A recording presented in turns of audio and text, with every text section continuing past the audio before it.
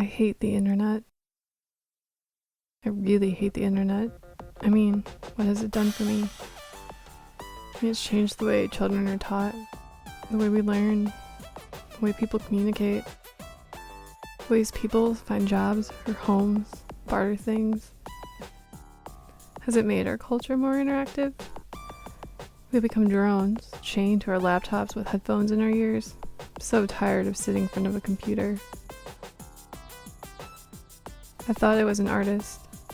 I thought, through understanding painting, you could look at the world through different eyes. What good is illustration anymore, though?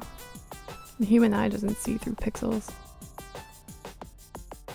Paul Valery wrote, "We must expect great innovations to transform the entire technique of the arts, thereby affecting an artistic invention itself and perhaps even bringing about a change in our notion of art." Well, that's great, but what does it mean? Aren't we now seeing these innovations? The technology turnover rate is immense. iPod, iPad, iPad 2, iPad 3, tablet, webbook, notebook, notepad, internet, intranet, ethernet, Wi-Fi, 3G, 4G, LTE. Who can afford to keep up? Who can manage to learn one technology before the next comes along? What do we do when the digital divide becomes much more than just having the bare necessities to be in the means? Understanding the technology, using it correctly. I have some technologies I don't even know how to use. I'd rather put pen to paper or use a keypad when I'm typing a message.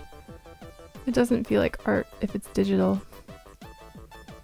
Maybe this is the key for effectively communicating? I don't know. I may as well have not if I don't know how to use it. We have smartphones now, but we just use them to send emails and play games, calculate how much to tip, status update.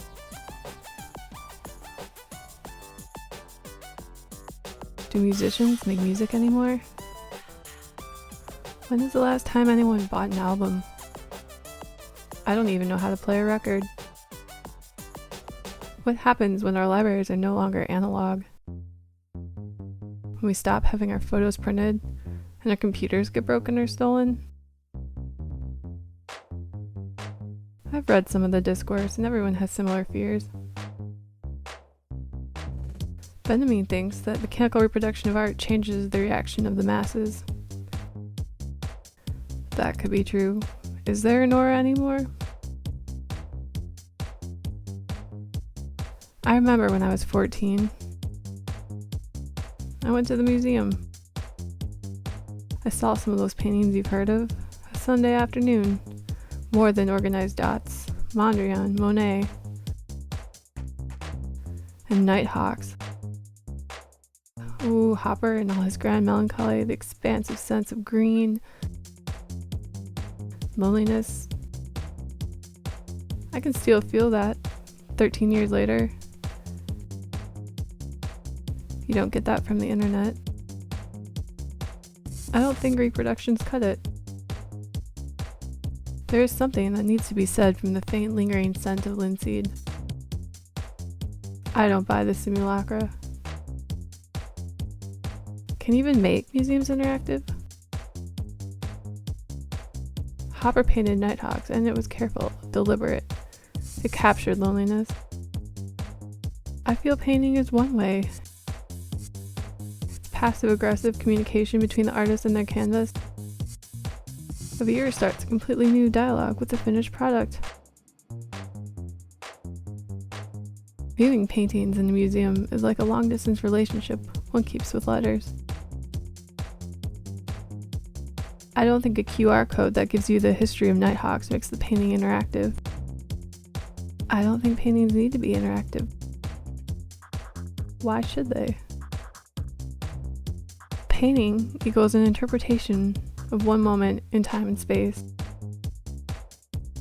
The spectator's viewing represents another. In institutions, museums as they are, they're brick and mortar collections. Can they evolve to accommodate new media? New art? Can new media be art? Hardly if it's saved on a floppy. Do we make art anymore? Sitting in front of our computers? What happens when the formats change? I wish I could be left alone. In front of a painting. Not attached to it through a cord or Wi-Fi. I really hate the internet. I mean, what has it done for me?